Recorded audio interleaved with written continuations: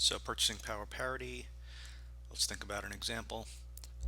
So this is the example I used before, but suppose you didn't know the exchange rate, and I just told you that some good costs $10 in the US, the same good costs 20 euros. If you had to guess, what would the exchange rate be? And it seems intuitive that it would be the exchange rate that would allow you to buy the same good once you make that currency conversion. So that would be if you got 2 euros for every dollar. If I took my $10, exchange it into euros, and buy that same amount, because if that wasn't the case, then there's a profit opportunity here, to buy low and sell high, depending on which one you want to start with. So if a good is tradable, then we would expect, if it's easily tradable, transportation costs are low enough, then we'd expect that exchange rate to allow you to buy the same thing in both places here. And that's what purchasing power parity is.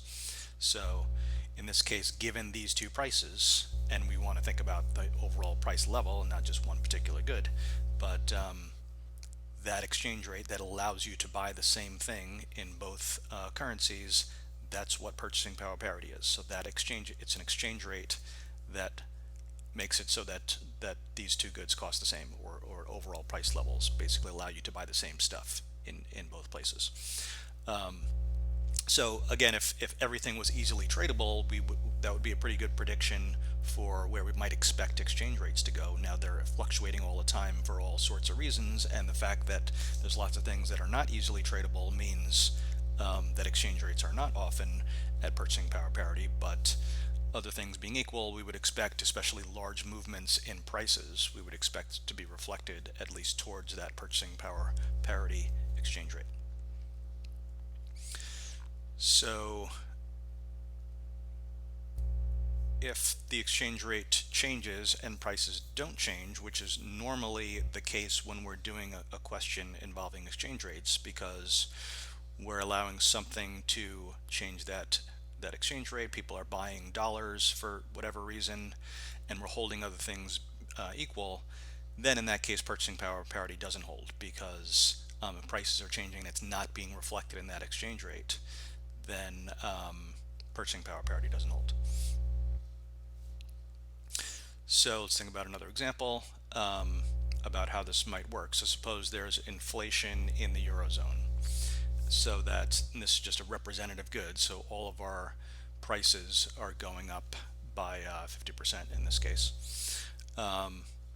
Then we would expect the exchange rate to start reflecting that, because basically people are saying, well, now that things in euros are more expensive, I want to get out of euros, go buy dollar goods instead. I can go buy this thing, it still costs $10 while this thing just went up to 30.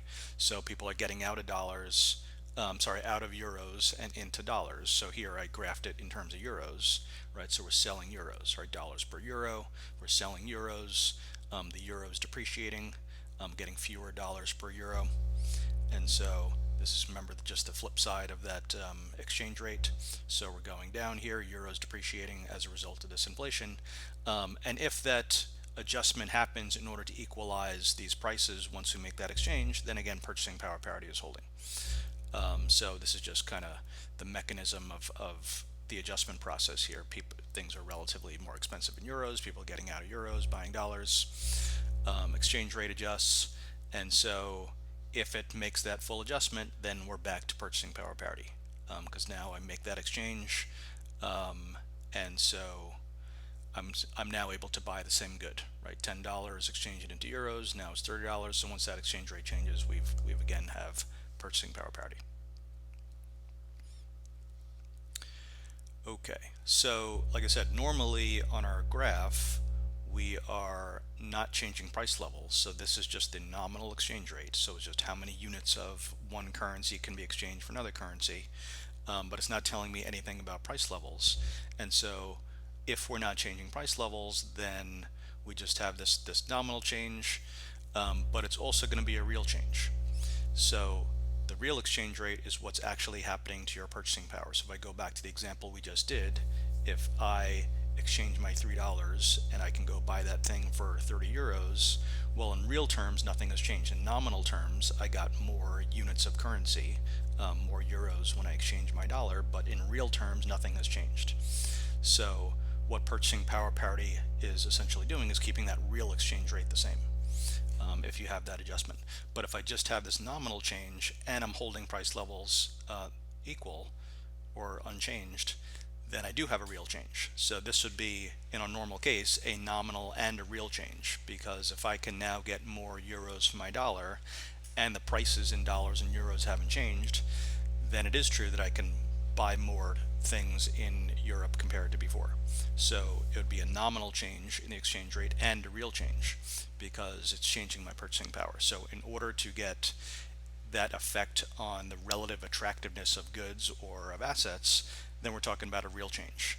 So if we have that nominal change while holding everything else equal, then it's also a real change. So this is the real exchange rate appreciating in terms of dollars as well as the nominal exchange rate.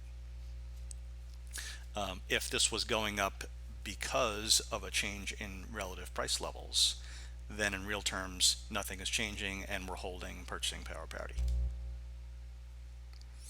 So if we want to think about the real exchange rate, we're just taking that nominal rate, which is what's on our graph here, and we're taking into account the relative price levels.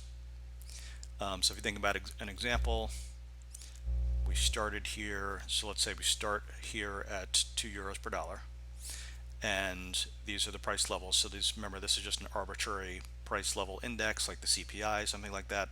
So I'm just going to assume we start where the reason why this nominal exchange rate is 2 is because everything in euros costs twice as much. So let's start with a price level of 200, just an arbitrary index that we're starting with, compared to 100 because things just cost more in terms of euros. And so in real terms it's just 1 to 1, right? Because remember, when I make that exchange, I'm going to take my $10, I'm going to exchange it for 20 euros and buy the same thing. So in real terms it's just 1 to 1. And so if you think about what an adjustment looks like if we have inflation, right? So let's say 50% inflation in the Eurozone, and so the price level in Europe's going up 50%. And if that nominal exchange rate is adjusting, so now people are buying dollars, they're getting out of euros, exchange rate is adjusting, so the nominal exchange rate has gone up, but because it's just reflecting the relative price levels, the real exchange rate compared to before is just the same, right? I'm going to take my $10, get 30 euros, go buy the same good. So in terms of purchasing power, the real exchange rate is unchanged. So that's how I kind of remember to get this ratio right for this formula. I just think about what the adjustment would have to look like to keep the real exchange rate the same. In other words, to keep purchasing power parity. So I know if I'm inflating on the bottom here, then that's just going to offset a rise in this exchange rate, right? So this is the dollar going up in terms of the euro. So this is like inflation in the Eurozone because the euro is getting weaker relative to the dollar. Dollar's getting stronger, people are going into dollars. So that's a rise in this exchange rate, and that's just reflecting inflation in the foreign country, in this case euro. So, and you can do the other way around. So if I want to have inflation in the US relative to Europe, right, well, this is going to be going up, and that's reflecting a depreciation in the dollar. People would be selling dollars, pushing this down, while there's inflation in the US. That's got to offset each other in order to keep that real exchange rate the same, purchasing power parity. And so that's how I remember to get this ratio right. Like I said, in the normal case, when we're graphing currencies here, usually something is causing people to get in or out of a currency. It's changing this nominal exchange rate, and so nominal is changing, but if I keep prices the same, right, because we started here and we're still here, then I have a nominal change and a real change, right? So it's the real appreciation. Would be a real appreciation of the dollar, right? People are buying more dollars, driving up this exchange rate. So there's a nominal appreciation of the dollar, but it's also a real appreciation of the dollar, right? And remember, appreciation means your goods are becoming relatively more expensive, foreign goods becoming relatively cheaper. So this rise in the real exchange rate, a real appreciation of the dollar is stronger in real terms.